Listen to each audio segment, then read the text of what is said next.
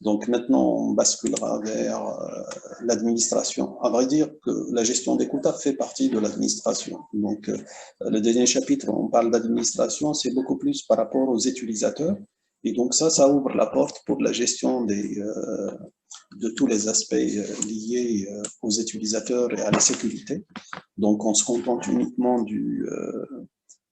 des fonctionnalités liées aux utilisateurs. Il va y avoir d'autres fonctionnalités que vous ne pouvez pas voir maintenant. Pourquoi? Parce que c'est lié au module réseau et donc vous pouvez voir toute la partie administration réseau, donc qui est liée à des concepts réseau qu'on ne va pas voir dans cet aspect. Comme il y a aussi une autre partie qui est liée à l'administration de la sécurité, et donc ça c'est lié au module de sécurité pour savoir qu'est-ce qu'il y a lieu de faire concernant la gestion de la sécurité.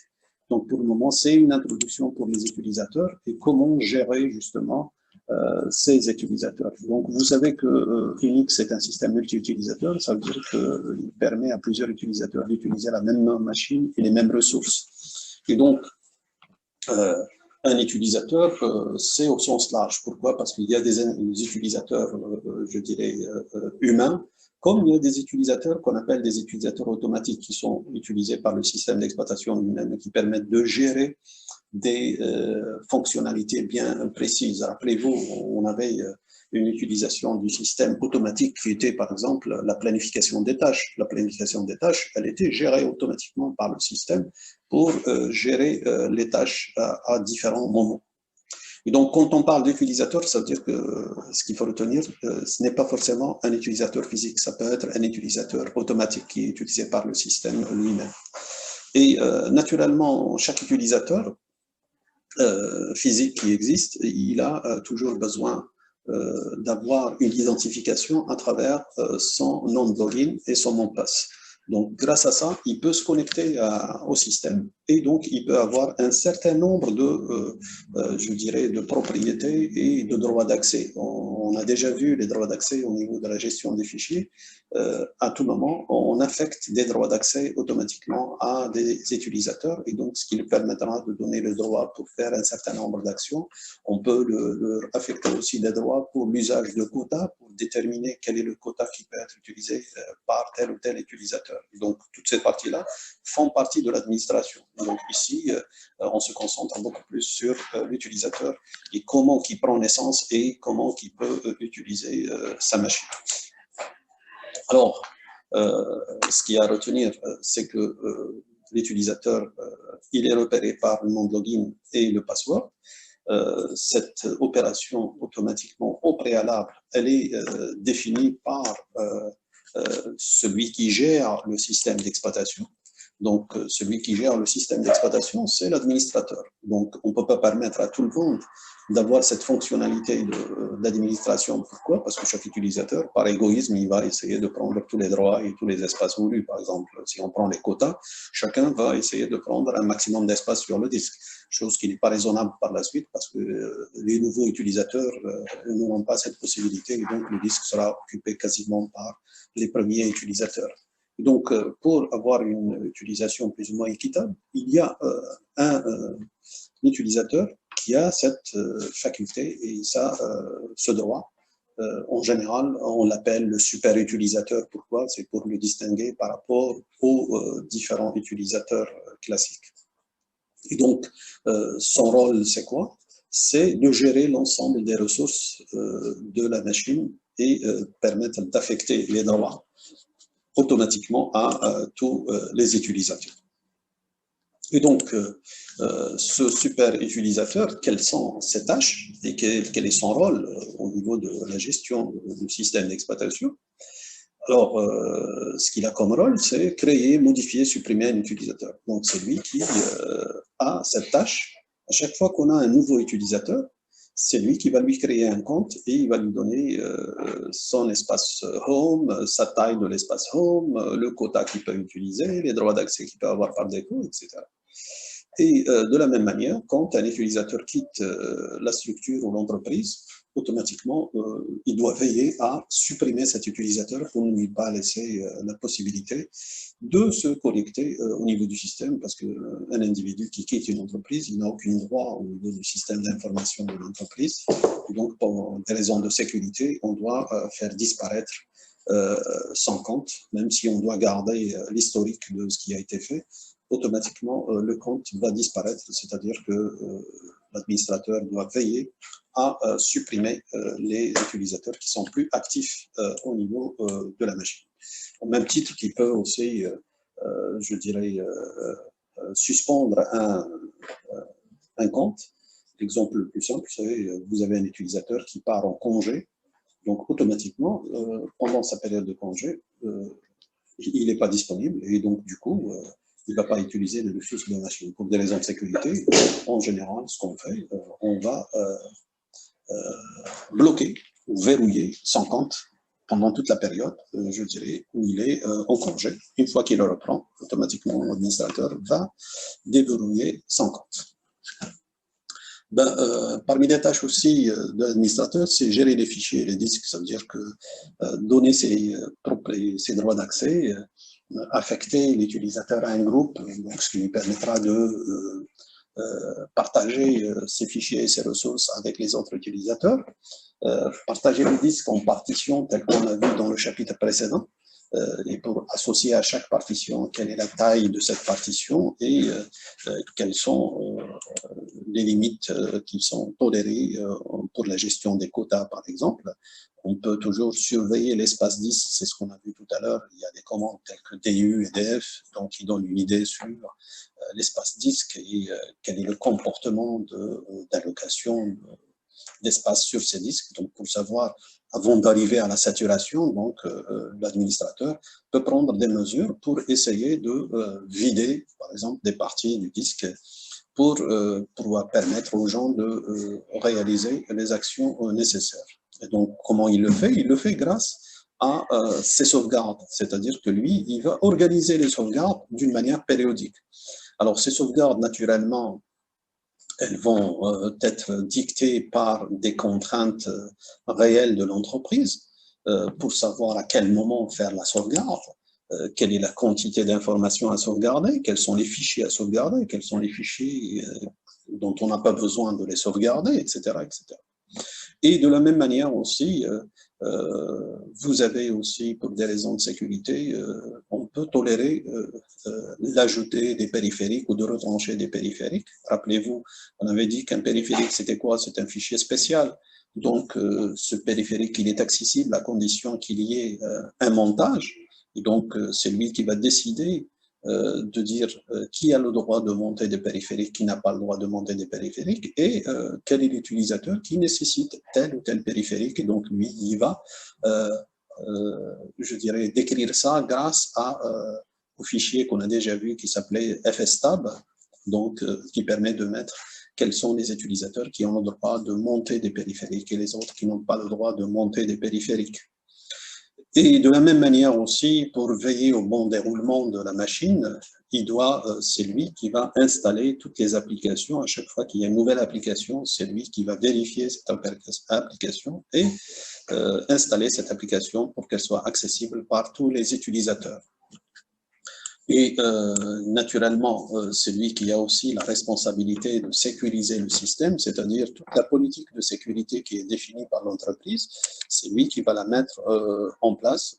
Un exemple simple au niveau d'une entreprise, quand tu crées un compte pour un utilisateur, tu peux décider à un moment donné pour dire que cet utilisateur ne peut ouvrir un compte que sur telle ou telle machine. Donc là, c'est faisable. Pourquoi? Parce que tu peux définir telle ou telle machine par soit son adresse IP, donc qui est dans le cadre de réseau, ou bien par son adresse MAC. L'adresse MAC, c'est quoi? C'est une séquence qui existe au niveau de la machine. Il faut savoir que chaque machine qui est produite possède un numéro unique de machine.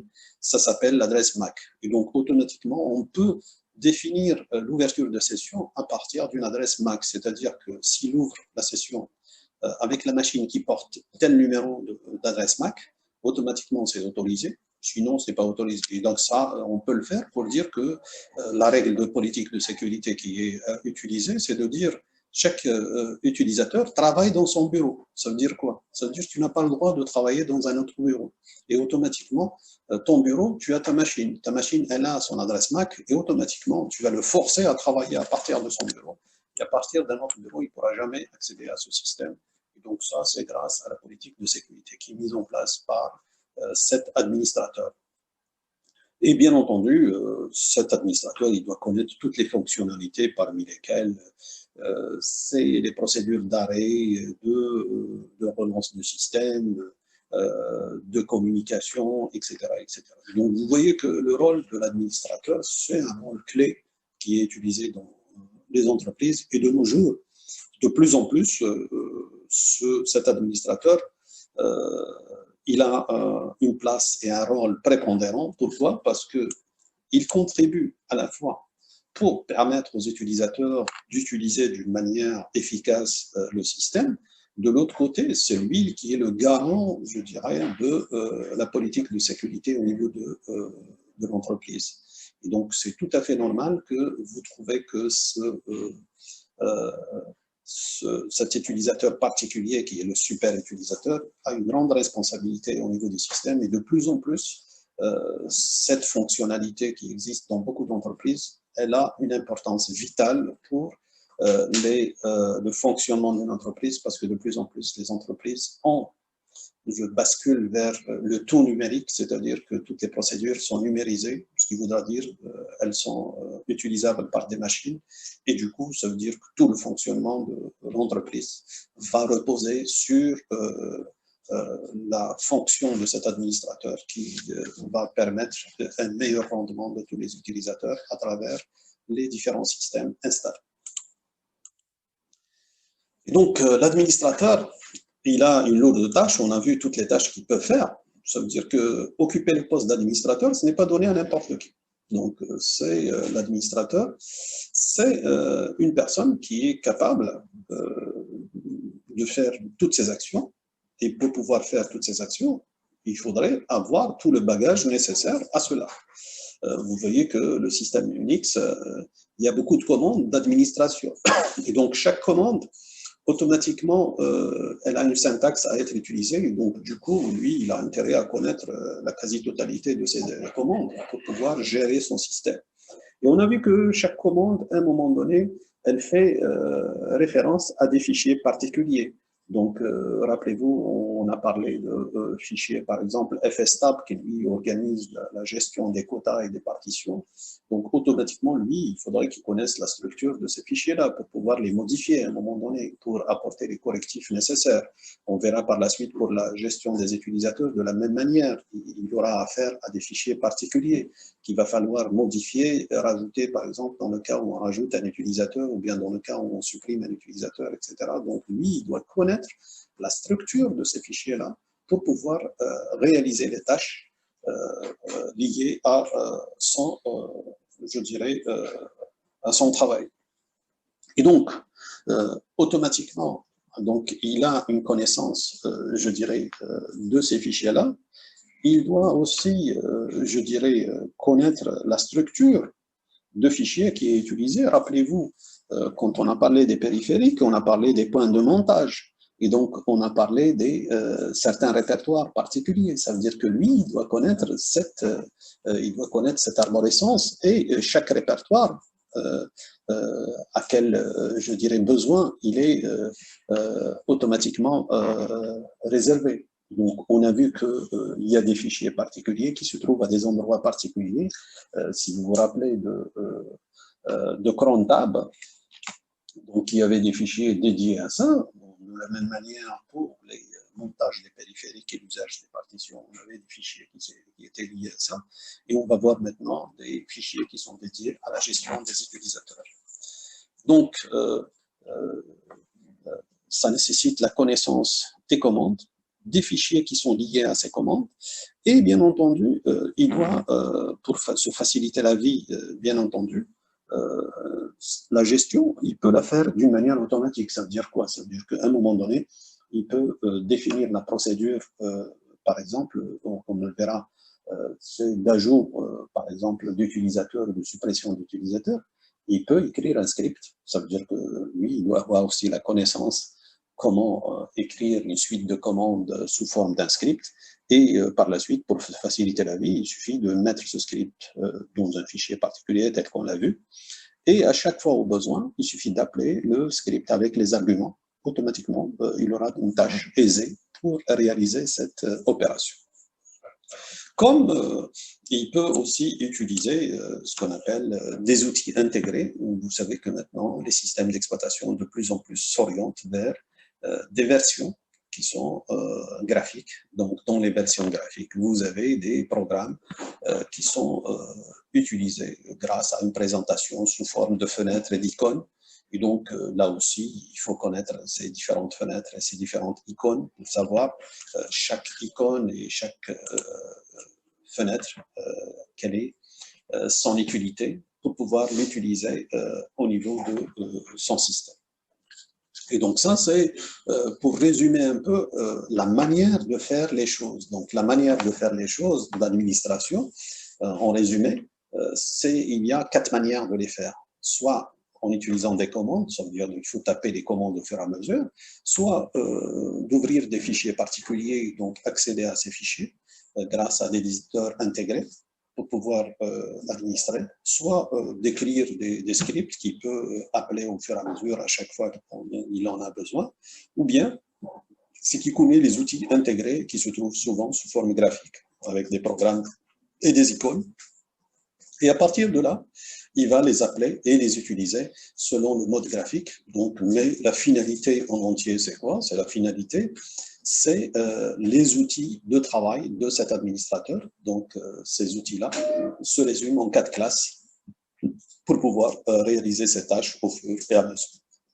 Et donc ici, comme on va s'intéresser à la gestion des utilisateurs, vous allez voir qu'on peut faire les choses, par exemple, avec des commandes, comme on peut les faire avec l'accès au niveau des fichiers particuliers qui sont liés à cette gestion, ou bien on peut les utiliser par des outils intégrés dans le mode graphique qui existe et qui est disponible sur toutes les versions maintenant de système Unix.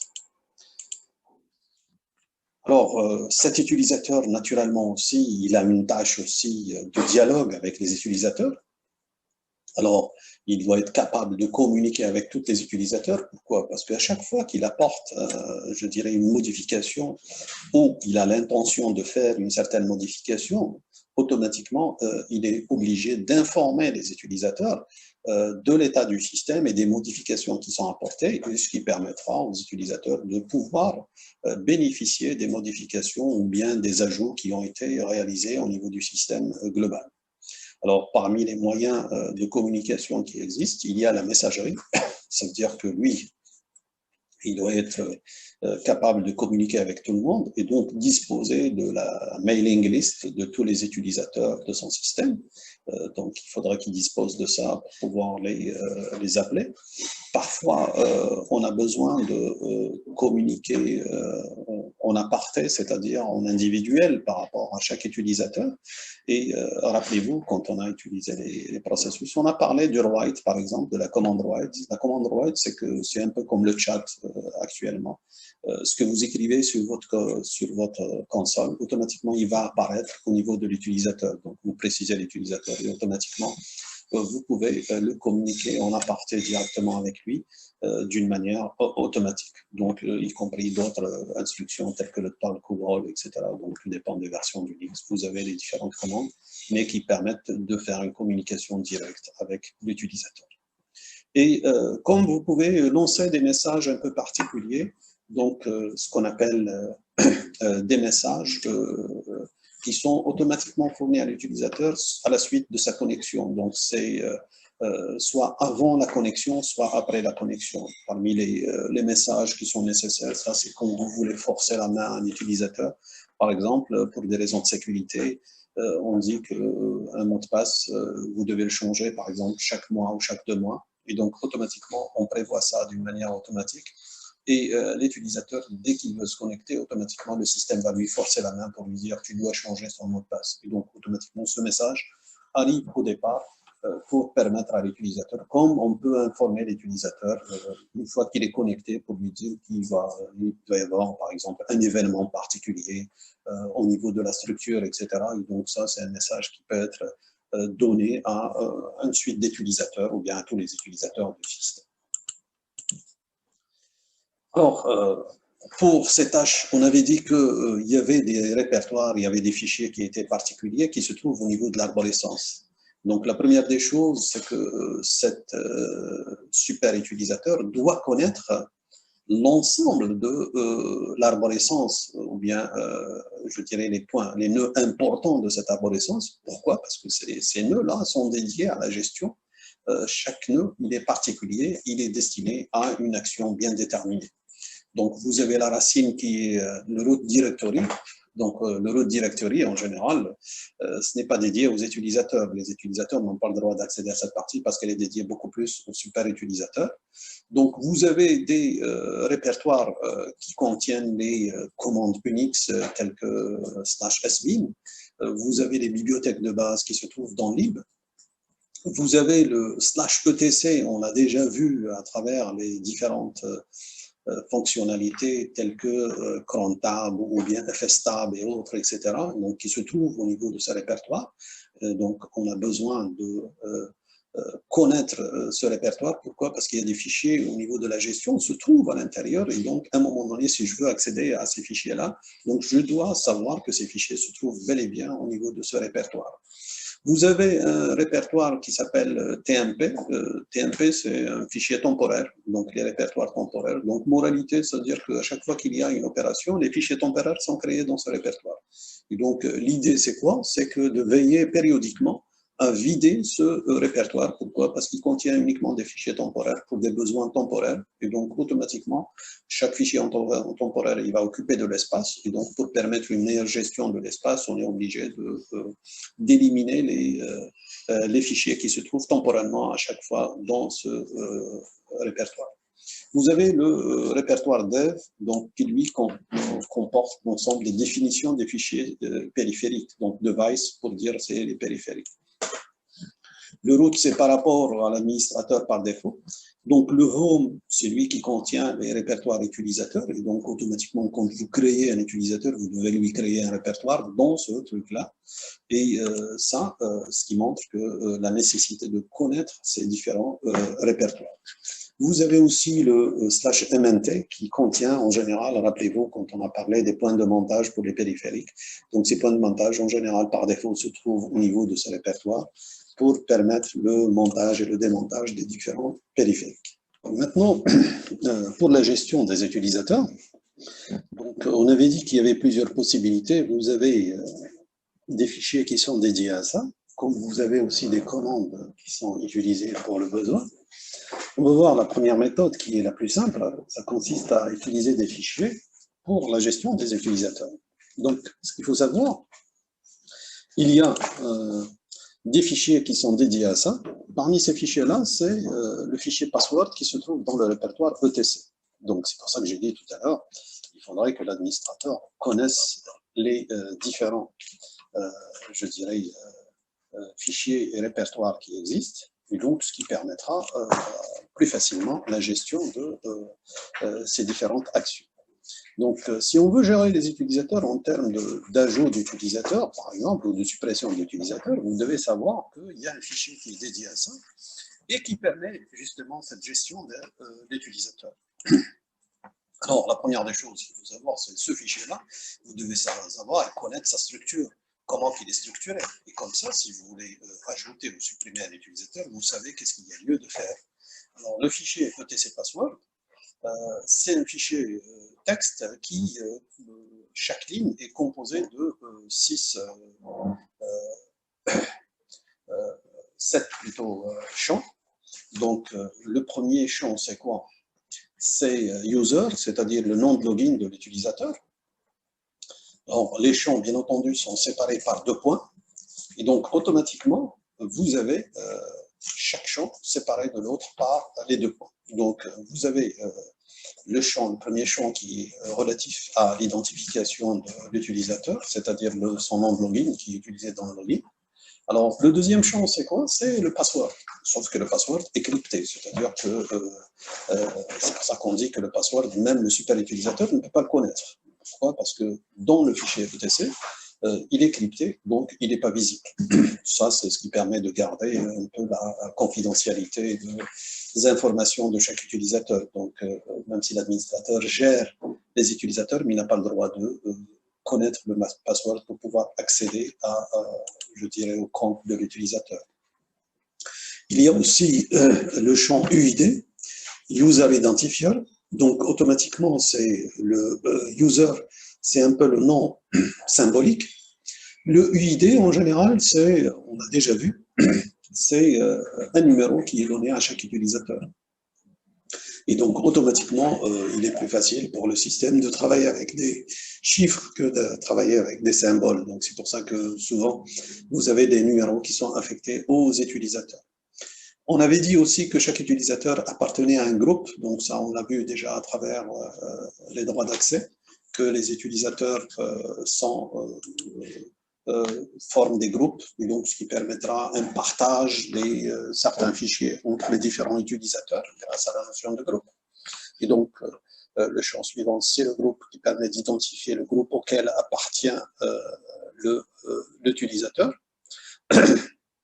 Donc, vous pouvez avoir le groupe, ça veut dire c'est le groupe principal. On va voir les groupes secondaires, c'est dans l'autre fichier qu'on verra par la suite. Vous avez aussi des commentaires qui peuvent être mis dans le nom de login. Alors, parmi les commentaires qui sont utiles, par exemple, dans l'administration, c'est que chaque utilisateur, il occupe un bureau à un endroit bien déterminé, il a son adresse, il a son numéro de téléphone. Donc, toutes ces informations-là, elles peuvent être mises dans le commentaire. Donc, pour des besoins de gestion, si on a envie de contacter la personne physiquement, d'aller directement vers son bureau, puisqu'on connaît le bureau, l'étage, etc. Comme on peut lui envoyer, par exemple, un mail ou bien une lettre avec un message écrit à sa maison, donc on connaît son adresse, on peut le contacter même à son adresse, etc. Et donc ça, c'est toutes les informations qui sont liées à l'utilisateur. Et on peut avoir par la suite, on avait dit que chaque utilisateur, il avait son home. Et donc, automatiquement, on précise le home de l'utilisateur. Et c'est comme ça que dès qu'un utilisateur se connecte, le système va le mettre dans son home. Comment il le sait? Justement, grâce à ce fichier-là qui comporte le home de l'utilisateur. Et donc, c'est comme ça qu'on fait la connexion directement vers le home de cet utilisateur. Et bien entendu, un dernier truc, c'est une commande, c'est-à-dire qu'en général, par défaut, on précise par exemple quel est le shell qui est utilisé par cet utilisateur, comme on peut avoir tout un programme sophistiqué qu'on peut mettre. On peut mettre même un script qui permet de faire toutes les choses, par exemple un script qui va chercher l'email de l'utilisateur pour savoir est-ce qu'il y a de nouveaux mails ou il n'y a pas de nouveaux mails, etc. Donc on peut faire plein de choses liées à ça, ou bien carrément, dès que tu te connectes, par exemple, ce qui se passe dans les entreprises, tu prends la poste, par exemple, un utilisateur, dès qu'il se connecte, qu'est-ce qu'on lui donne? On va lui donner l'application de la poste, par exemple. C'est un gars qui est au guichet, on va lui lancer l'application directement, et donc c'est l'application qui permettra, par exemple, de payer les gens, ou bien de faire entrer de l'argent dans leur compte, etc. Donc, un moyen de faire, c'est la commande, c'est pour dire quelle est l'action qui va être exécutée dès qu'on ouvre la session d'un utilisateur. Donc ça, c'est laissé, je dirais, grand ouvert selon le besoin et selon l'application de l'utilisateur. Vous pouvez définir quelle est l'action qui est lancée dès que votre compte ou votre session est ouverte. Donc, vous décidez qu'est-ce qu'il y a lieu de faire. Donc ça, c'est pour le fichier ETC Password. Donc, voici sa structure. Alors, on a aussi un autre fichier aussi qui est lié à la gestion des utilisateurs, qu'on appelle le fichier groupe, ETC Group. Donc, ETC Group, sa structure est la suivante. Donc, vous avez le groupe, en général, il y a le nom de groupe. Donc, dans une entreprise, vous pouvez définir les noms de groupe, par exemple, par les équipes ou les services, pour dire le groupe comptabilité, le groupe personnel, le groupe commercial, etc., etc. Donc, vous avez les différents groupes qui puissent exister dans l'entreprise. Chaque groupe porte un nom. Donc, automatiquement, Ça, c'est la désignation symbolique du groupe. Alors, on peut aussi affecter un mot de passe au niveau du groupe. Mais en général, c'est dans la majorité des systèmes, on évite cela pour faciliter la vie aux utilisateurs et d'éviter qu'il y ait ces usages de password au niveau du groupe. Et chaque groupe aussi, comme il est identifié par un nom symbolique, il est identifié aussi par un nom numérique. Donc ce nom numérique, ce qui permet une meilleure gestion pour le système, parce que le système en général, il a plus de facilité et de rapidité pour gérer le numérique que de gérer je dirais, les symboles. Et enfin, vous avez la liste des utilisateurs, c'est-à-dire pour chaque groupe, quels sont les utilisateurs qui appartiennent à ce groupe. Et donc là, on avait dit que sous Unix, un utilisateur peut appartenir à plusieurs groupes, c'est-à-dire qu'on peut trouver le même nom dans plusieurs groupes. Et donc ça, ce qui donne la possibilité de l'utilisateur d'appartenir à plusieurs groupes et donc de bénéficier par la suite des droits d'accès qui sont liés au groupe auquel il appartient. Et donc ça veut dire que, moralité, si on veut gérer les utilisateurs, on est obligé de connaître l'administrateur, du moins, il est obligé de connaître quel est l'état, je dirais, de tous les groupes qui existent. Et ça lui permettra par la suite d'ajouter, quand il ajoute un utilisateur, en fonction de sa responsabilité et ses interactions, il peut savoir dans quel groupe il va le mettre pour pouvoir partager les ressources avec les autres membres du groupe. Et donc, si je veux rajouter un utilisateur maintenant en tant qu'administrateur, donc, vous savez que le fichier TC Password comporte des lignes. Chaque ligne, c'est un utilisateur. Donc, moralité, si je veux rajouter un utilisateur, ça veut dire que je dois accéder à ce fichier-là, le TC Password, et je vais rajouter une nouvelle ligne. Et donc, automatiquement, c'est symbolique. C'est le symbole de rajout d'un nouveau utilisateur au niveau de mon système. Alors, naturellement, quand je rajoute un utilisateur, je peux lui rajouter un groupe. Donc, aller à ETC Group, rajouter une ligne. Donc, si cet utilisateur, par exemple, je viens de créer, par exemple, un nouveau service et automatiquement, je crée l'utilisateur et je suis obligé, par exemple, de créer un nouveau groupe. Pourquoi? Parce que c'est un nouveau service et donc, automatiquement, il a des droits particuliers. Automatiquement, je crée le nouveau groupe. Parfois, je ne suis pas obligé. Par exemple, j'ai recruté quelqu'un qui va intégrer, par exemple, le service commercial. Donc, il y a déjà des gens qui travaillent dans le service commercial. Automatiquement, quand vous créez le nouveau groupe, le nouveau utilisateur, il suffit de rajouter cet utilisateur au niveau du groupe déjà existant. Donc, vous n'allez pas créer une nouvelle ligne au niveau de ETC Group, mais vous allez modifier, je dirais, une ligne de ce fichier qui est ETC Group. Alors, automatiquement, la troisième étape qui est nécessaire, c'est quoi? C'est de créer le répertoire personnel, parce que chaque utilisateur, il a un répertoire personnel, ce qu'on appelle le Home Directory. Et automatiquement, vous avez des fichiers de configuration qui existent par défaut, et donc automatiquement, vous devez, je dirais, copier tous ces fichiers-là de configuration pour que le compte utilisateur ait une certaine configuration au niveau de sa connexion et l'usage, par exemple, du shell, quel est le shell utilisé, etc. Et quelles sont les fonctionnalités qui sont offertes par défaut. Donc ça se résume avec les commandes qui se trouvent en bas. Donc, vous créez le répertoire, c'est grâce à la commande mkdir, donc ce qui permet de créer la directory. Donc, rappelez-vous, on avait dit que le répertoire qui contient les homes des utilisateurs, c'était le /home. Donc là, comme j'ai un nouveau utilisateur Ali, je dois rajouter justement un sous-répertoire qui s'appelle Ali, donc dans Home Ali, donc, ce qui permettra d'avoir le répertoire personnel d'Ali qui se trouve sous le répertoire /home, parce qu'on avait dit que ce répertoire était dédié pour contenir les homes des utilisateurs. Alors, juste après, je dois avoir les fichiers de configuration qui se trouvent dans etc/skvel. Donc, je vais copier tous ces fichiers-là dans le home de Ali, comme ça, il va avoir la configuration du compte automatique. Alors, ensuite, le problème qui va se poser, c'est quoi? Rappelez-vous, dans les droits d'accès, on avait dit quelque chose, c'est qu'un fichier, c'est quel est le propriétaire d'un fichier? On avait dit que le propriétaire d'un fichier, c'est celui qui le crée. Donc ici, si tu prends le home comme répertoire, qui a créé le home? C'est l'administrateur. Donc, ce répertoire-là, il appartient à l'administrateur. Or, les besoins, c'est pour le créer pour l'utilisateur Ali, pas pour l'administrateur. Et donc, l'administrateur, qu'est-ce qu'il doit faire? Il doit changer la propriété de ce répertoire. Et donc, on a vu la commande qui s'appelle change owner. Donc, ce qui permet de changer la propriété de ce répertoire et l'affecter à l'utilisateur Ali. Et donc, c'est pour ça que vous trouvez juste après shown Ali /home Ali. Et donc, automatiquement, ça veut dire que la propriété du répertoire /home Ali appartient effectivement à l'utilisateur Ali. Donc, ça, ce qui permet d'éviter de garder la propriété par défaut qui était affectée à l'administrateur. Et bien entendu, le groupe, on va donner le groupe éventuellement dans le cas où on a un nouveau groupe, c'est de donner le groupe de Ali, c'est-à-dire par exemple, j'ai créé par exemple un groupe, un service de communication, j'ai recruté quelqu'un pour la communication automatiquement, je crée le groupe communication et donc Ali va être affecté au groupe de communication.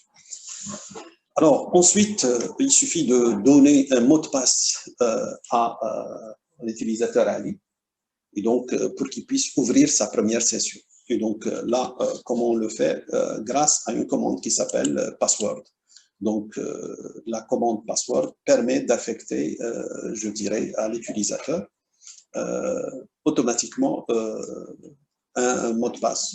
Je dirais, en général, en pratique, qu'est-ce qu'on fait? On affecte un mot de passe temporaire, justement, et qui sera communiqué à l'utilisateur automatiquement. Parce que les choses, comment elles se passent, c'est quand il y a un recrutement d'une personne, automatiquement, il y a une décision du service de personnel qui dit que cet utilisateur a été recruté pour tel besoin, tel service, etc. Lui, il prend cette fiche ou cette note à l'administrateur. Donc, l'administrateur, il voit que c'est un nouveau utilisateur affecté à tel service, tel groupe, etc. Donc, il va lui créer un compte automatiquement avec toute la procédure qu'on vient de voir. À la fin, vous avez vu que l'administrateur, il va lui créer même un password pour qu'il puisse se connecter. Donc, il va remplir ça sur une feuille, il va lui donner cette feuille-là. Et automatiquement, ce qui va se passer, en général, dans la pratique, on utilise l'option 3 qui est utilisée. Donc, password-F et le nom d'utilisateur. Donc, ça qu'est-ce que ça donne? Ça permet de dire et de forcer l'utilisateur, dès qu'il va ouvrir sa première session, le système va lui demander de changer le mot de passe. Et donc, automatiquement, le premier mot de passe, effectivement, il était connu par l'administrateur, mais juste après, c'est l'utilisateur lui-même dans son bureau qui va changer le password, et automatiquement, l'administrateur ne prendra plus connaissance de ce password. Et ça, c'est pour garder un peu la confidentialité du compte pour l'utilisateur. Alors, il y a aussi d'autres usages je dirais, de password. Regardez, par exemple, la deuxième, c'est password -d et nom d'utilisateur. Alors, celle-là, elle est utile. Pourquoi? Parce qu'à un moment donné, j'avais dit que l'administrateur ne connaît pas le mot de passe des utilisateurs, ce qui est tout à fait normal pour des raisons de confidentialité. Mais ce qui se passe dans la pratique, et ça existe dans beaucoup de cas, des fois, vous changez votre mot de passe et vous oubliez par la suite votre mot de passe. Donc, si vous oubliez votre mot de passe, automatiquement, il est quasiment impossible de se connecter à votre session. Alors, pour régler justement cette situation, ce qui est fait dans beaucoup de systèmes, il y a cette commande qui permet de faire la suppression du mot de passe. C'est-à-dire que l'administrateur, ce qu'il peut faire pour vous, il va automatiquement supprimer votre mot de passe et donc il va refaire par la suite la procédure pour affecter un mot de passe et vous donne la possibilité d'avoir un nouveau mot de passe que vous pouvez vous-même changer juste après la connexion. Ça, cette procédure, pour les gens qui ont des boîtes email, à un moment donné, quand vous oubliez votre email, automatiquement, dans la création du compte, souvent, on vous demande d'avoir un email de secours ou bien un numéro de téléphone particulier. Et donc, automatiquement, quand vous oubliez le mail, vous pouvez envoyer la requête en disant « j'ai oublié le mot de passe du mail » et on vous dit que votre email votre mot de passe a été supprimé et on vous donne un code temporaire. On vous dit voici le code, vous pouvez vous connecter avec ce code et automatiquement changer juste après votre mot de passe. Donc ça, c'est quelque chose qui est assez utile, qui permet effectivement, dans le cas où on oublie le mot de passe, de pouvoir réinitialiser le mot de passe et de pouvoir générer un nouveau mot de passe pour la continuité de la session. Il y a aussi le password avec l'option "-l". C'est ce que j'avais dit tout à l'heure, quand un utilisateur il part en vacances, par exemple, ou il est en stage, donc automatiquement, pour des raisons de sécurité, l'administrateur, ce qu'il peut faire, il peut verrouiller le compte, et donc ça, on est sûr que personne ne pourra utiliser son compte au niveau de son entreprise. Donc ça, c'est les besoins de l'utilisateur et les besoins de la sécurité, ce que peut faire l'administrateur. Alors, au niveau, juste un petit mot concernant le password. Donc, ce que vous avez le password, c'est une commande qui peut être utilisée par l'administrateur et donc il peut signifier le nom d'utilisateur et donc il peut lui changer le nom d'utilisateur, le supprimer ou verrouiller, etc. Comme cette commande, elle peut être utilisée par l'utilisateur lui-même. Donc, on donne la possibilité à l'utilisateur d'utiliser le changement de password, par exemple, quand il veut le faire lui-même tout seul. Donc, automatiquement, c'est la commande, mais sans argument, et donc qui permettra automatiquement de changer le password qui appartient à l'utilisateur qui est en cours de session. Alors, comme il y a aussi d'autres commandes, donc on a vu la procédure, je dirais, par l'usage des fichiers, donc principalement le fichier ETC password et ETC commande, ETC group, ça nous permet effectivement de créer un nouveau utilisateur. Et on a vu la procédure, il suffit de suivre la procédure pas à pas, vous créez un nouveau utilisateur. Comme vous pouvez créer un utilisateur par des commandes. Donc, la commande qui existe, c'est user-add. Dans certaines versions d'Unix ou Linux, vous trouvez add-user, mais c'est typiquement la même chose. Le but, c'est quoi? C'est d'ajouter un utilisateur. Vous pouvez aussi modifier les paramètres d'un utilisateur, c'est user-mode, donc qui permet de modifier des paramètres de cet utilisateur. Comme vous pouvez supprimer un utilisateur grâce à user-del, et d'une manière symétrique pour les groupes, donc vous pouvez rajouter, modifier ou supprimer un groupe. Et comme vous pouvez aussi vérifier la cohérence à un moment donné du fichier ETC password, donc parmi les choses, à un moment donné, vous rajoutez un utilisateur, il ne faudrait pas permettre à avoir deux utilisateurs différents avec un même UID. Donc là, vous pouvez toujours vérifier avec la commande pw password check qui permet de vérifier la cohérence de ce fichier.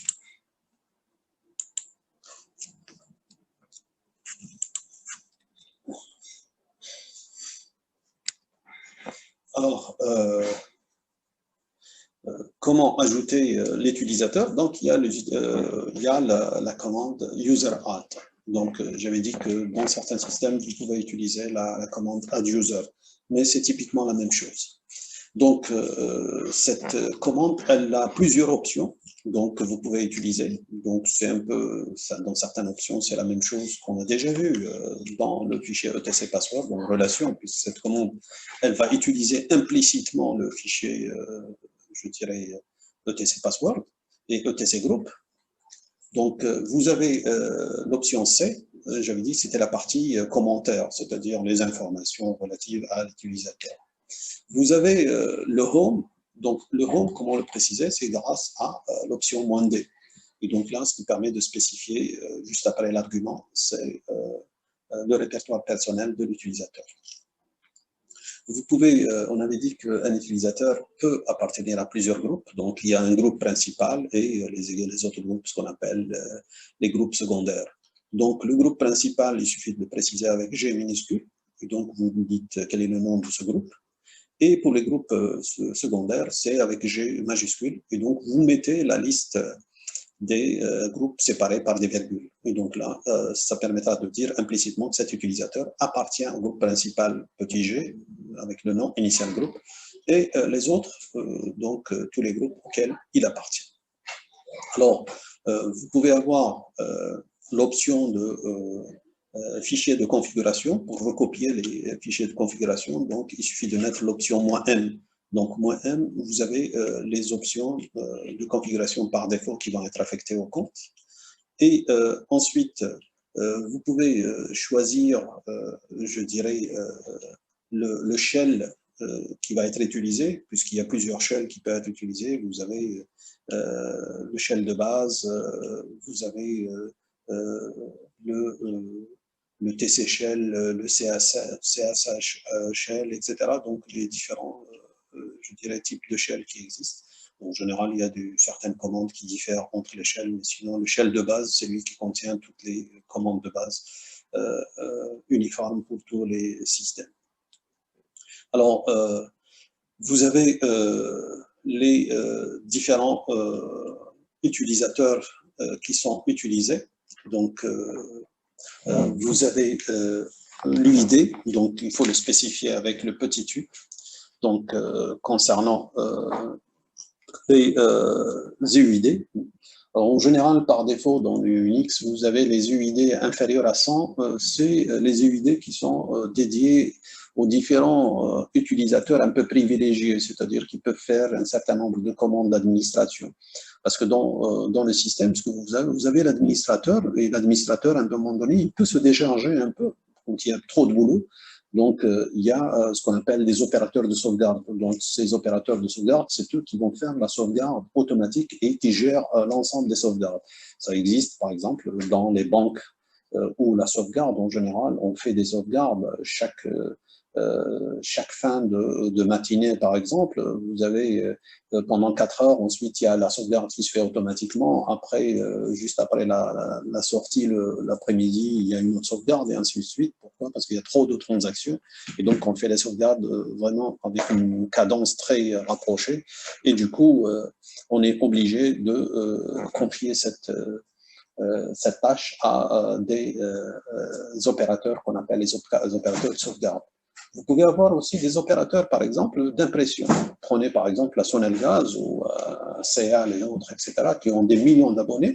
En général, il y a des opérateurs qu'on appelle les opérateurs d'impression qui, eux, s'occupent principalement de pouvoir faire en fonction des périodes, etc., et des abonnés, de faire les impressions liées à chaque quartier, à chaque commune, à chaque wilaya, etc. Et donc, c'est des gens qui s'occupent principalement des impressions, ce qu'on appelle les opérateurs d'impression. Et donc, ces opérateurs, en général, ils ont un UID qui est inférieur à 100. En général, ce sont les opérateurs ou les utilisateurs qui sont privilégiés.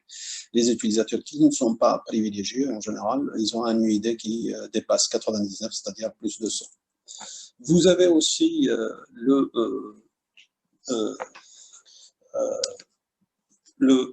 l'utilisateur qui peut avoir un compte temporaire. Un exemple simple. Si vous êtes stagiaire, vous passez dans une entreprise, donc vous avez un stage d'1 mois ou de 2 mois, etc.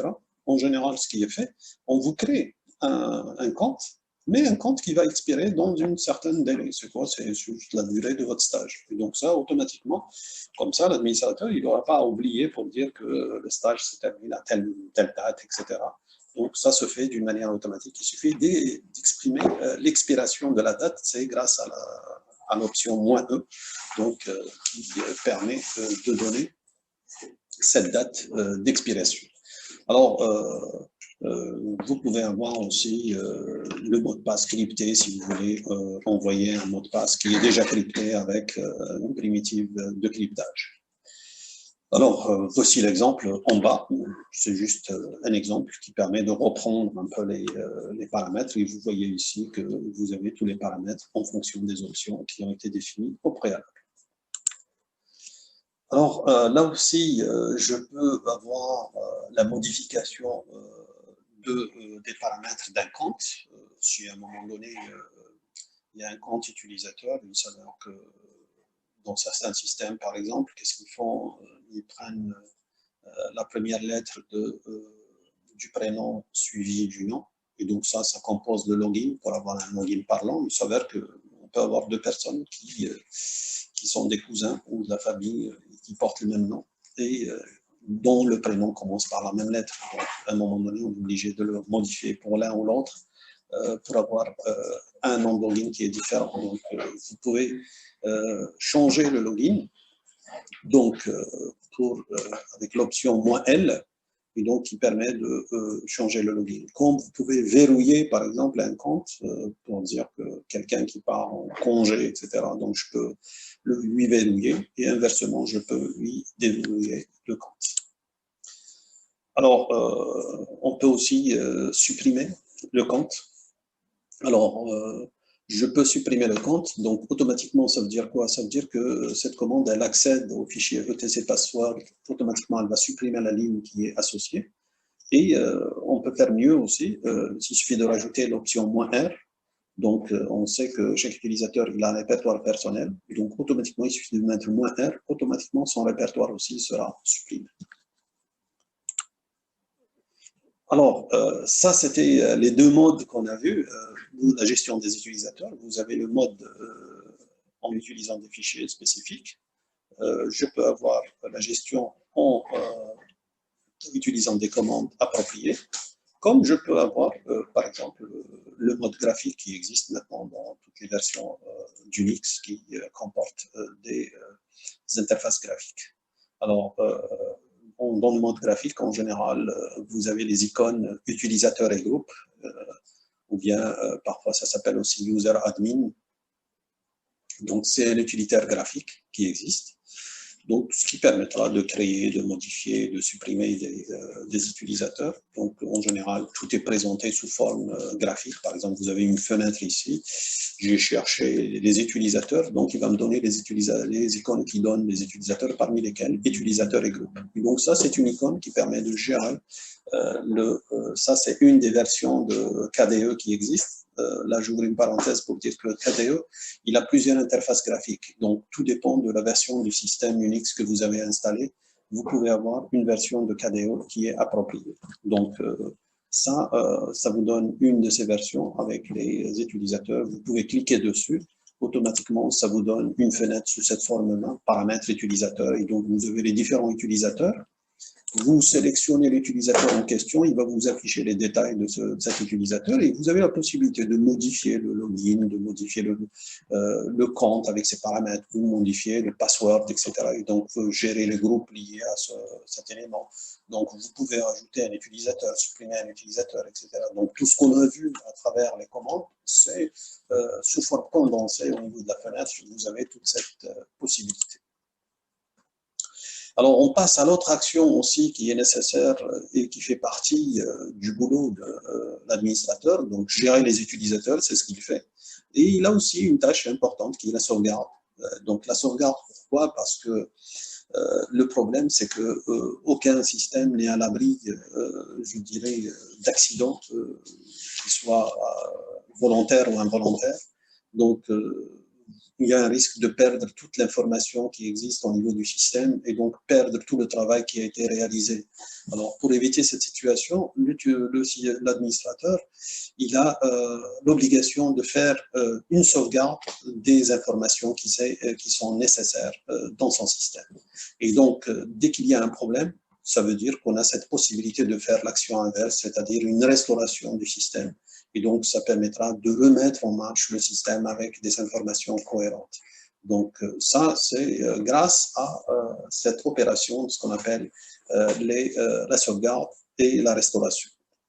Alors, là aussi, il peut le faire par des commandes, par des plans de sauvegarde, par des scripts, etc. Et donc, il doit connaître comment faire la sauvegarde et comment faire la restauration.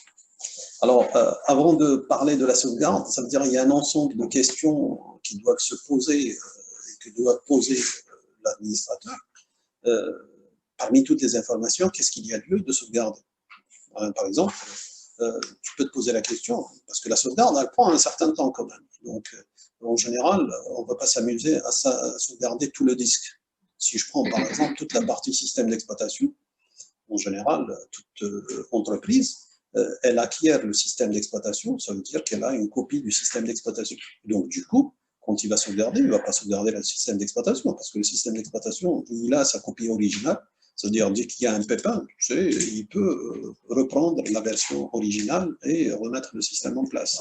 Et donc là, au niveau des informations, on a vu tout à l'heure, par exemple, le répertoire TMP, qui est un fichier temporaire, qui sont les fichiers temporaires. Les fichiers temporaires, on ne va pas les sauvegarder, ça ne sert à rien, hein, ça ne sert à rien du tout, parce que les fichiers temporaires sont liés à des applications pour des besoins vraiment temporels, pour pouvoir créer des choses. Vous avez déjà eu l'occasion de voir les fichiers temporaires. Quand vous avez compilé, par exemple, vos fichiers C, par exemple, pour créer l'exécutable, ben, le compilateur, qu'est-ce qu'il fait? Il va créer des fichiers OBJ qui sont intermédiaires, mais qui ne servent juste que pour l'opération de création de fichiers exécutables. Donc, ces fichiers temporaires, on n'en a pas besoin de les sauvegarder. Le deuxième élément, c'est quoi? C'est quelle est la fréquence de sauvegarde, c'est-à-dire à quel moment je dois faire la sauvegarde. Là aussi, c'est en fonction de l'entreprise. Si vous prenez, par exemple, l'université, donc, on peut faire des sauvegardes qui sont importantes. Pourquoi? Parce qu'au début de l'année, vous avez les inscriptions des nouveaux étudiants et vous avez les étudiants qui sortent. Ça veut dire que vous devez faire la sauvegarde dans ce moment-là. Pourquoi? Parce qu'il y a des modifications à cet instant-là. Comme vous pouvez faire des sauvegardes pour le suivi pédagogique des étudiants, c'est que vous avez à chaque semestre, il y a les délibérations. Donc, dès qu'on fait les délibérations, il faut faire la sauvegarde de ces délibérations, parce que les délibérations, ça ne se fait pas chaque mois, chaque jour, etc. Ça se fait à chaque fin de semestre. Et donc, du coup, on doit avoir ce réflexe pour dire à quel moment faire la sauvegarde. Si je prends, par exemple, l'exemple de tout à l'heure, j'ai parlé de banque, ben, la sauvegarde au niveau des banques, vous êtes obligé de faire les sauvegardes, c'est ce qui se passe. En général, on fait des sauvegardes à chaque, par exemple, si la banque travaille la matinée et l'après-midi, à chaque fin de matinée, on est obligé de faire la sauvegarde. À chaque fin de journée, on est obligé de faire la sauvegarde. Pourquoi? Parce qu'il y a beaucoup de transactions qui se font au niveau des banques. Et du coup, pour ne pas perdre cette information-là, on est obligé de, périodiquement, qu'il y a une période très courte, de faire la sauvegarde. Alors, le problème qui va se poser, c'est aussi, vous avez une sauvegarde, vous allez la garder combien? Parce que si vous allez vous amuser à faire de la sauvegarde, automatiquement, au bout d'une année, par exemple, si vous prenez par exemple la banque, elle va se trouver avec un stock de sauvegarde énorme, puisque chaque quasiment 3 heures ou 4 heures, elle fait une sauvegarde. Donc automatiquement, c'est de dire quelle est la période où je dois garder les sauvegardes, ou bien automatiquement, quand je fais la sauvegarde suivante, elle annule la sauvegarde précédente et ainsi de suite. Donc, tout dépend de la situation. Ça vous permet de voir comment garder les sauvegardes et combien de temps.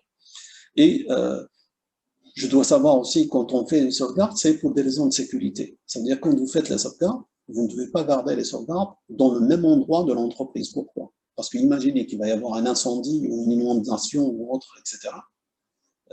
Si il va y avoir une inondation ou incendie, tout va brûler, c'est-à-dire vous allez perdre, y compris la sauvegarde. Donc, en général, pour des raisons de sécurité, l'endroit de la sauvegarde ne devrait jamais être le même endroit que l'entreprise. C'est-à-dire, c'est un autre endroit, donc ce qui permettra d'assurer quand même cette sécurité. Et bien entendu, je peux sauvegarder dans un endroit. Parfois, je suis obligé de sauvegarder dans plusieurs endroits. Ça, c'est quand il y a le cas de, je dirais, d'exigence de sécurité extrême. Donc, ça veut dire que vous pouvez avoir, par exemple, un tremblement de terre. C'est toute une région qui va passer à côté. Donc, vous pouvez faire les sauvegardes dans différentes régions. Et donc, comme ça, s'il y a un tremblement de terre dans un truc local, vous avez les autres versions que vous pouvez toujours récupérer. Alors, ensuite, vous avez quel est le support approprié pour avoir la sauvegarde. De plus en plus, la technologie évolue et donc vous êtes obligé de faire une sauvegarde. Par exemple, quand vous faites une sauvegarde d'une banque, vous n'allez pas vous amuser à faire la sauvegarde sur un flash disk parce que le flash disk peut être perdu d'une manière très facile et aussi sa capacité, elle est très limitée pour contenir toute l'information d'une banque. Et on peut avoir aussi ces différents, je dirais, supports de sauvegarde. Alors, automatiquement, cette sauvegarde, il faudrait avoir un temps, je dirais, qui est raisonnable. Pourquoi? Parce qu'en général, quand on fait la sauvegarde, on est obligé d'arrêter les processus qui tournent sur la machine. Pourquoi? Parce qu'eux-mêmes, ils peuvent utiliser des fichiers, et donc là, il va y avoir un problème, un conflit d'accès au niveau des fichiers. Ça, c'est prévoir la sauvegarde pour une durée déterminée. Et bien entendu, en général, on doit fixer la procédure qui peut être soit automatique, soit manuelle. Souvent, c'est le cas, c'est automatique. Pourquoi? Pour ne pas oublier un peu la sauvegarde. Et donc, on utilise Crontab, ce qui permettra d'avoir la sauvegarde automatiquement. Et bien entendu, quelle est la méthode de sauvegarde appropriée? Pourquoi? Parce qu'il y a ce qu'on appelle la sauvegarde qui se fait d'une manière crue, et vous avez ce qu'on appelle une sauvegarde incrémentale. La sauvegarde incrémentale, c'est quoi? C'est que vous avez une copie de sauvegarde. Quand vous allez sauvegarder, le système, qu'est-ce qu'il va? Il va vérifier les fichiers. Si un fichier n'a pas été modifié, c'est-à-dire qu'il porte les mêmes paramètres que celles qui existent sur la sauvegarde, il ne va pas le sauvegarder. Donc, c'est un peu plus intelligent. De la sorte, il va sauvegarder uniquement les fichiers qui ont été modifiés depuis la dernière date. Donc ça, c'est tous les éléments, toutes les questions que doit se poser l'administrateur pour pouvoir définir exactement sa sauvegarde et comment les choses vont se dérouler. Alors, parmi les commandes qui existent pour la sauvegarde, vous avez la commande tar.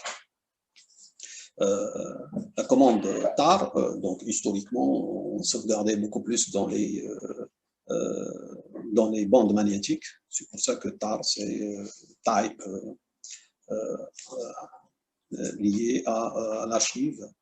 Et donc, ce que vous avez la commande avec les options CVF, et vous avez le nom de l'archive qui va être créé et quels sont les fichiers que je vais sauvegarder. Par exemple, ici, dans l'exemple, je vais sauvegarder tous les fichiers home, donc, puisque /home /étoile, donc ça va être tous les répertoires home, je vais les sauvegarder dans archive1.tar. Donc, je donne un nom à l'archive et ça permettra de les sauvegarder. Et ici, le C qui permet de dire c'est la création de l'archive. Alors le V, c'est le mode bavard qui permet de dire à un moment donné, vous avez, pour dire à un moment donné, il vous dit je suis en train de sauvegarder tel fichier, tel répertoire, etc. etc.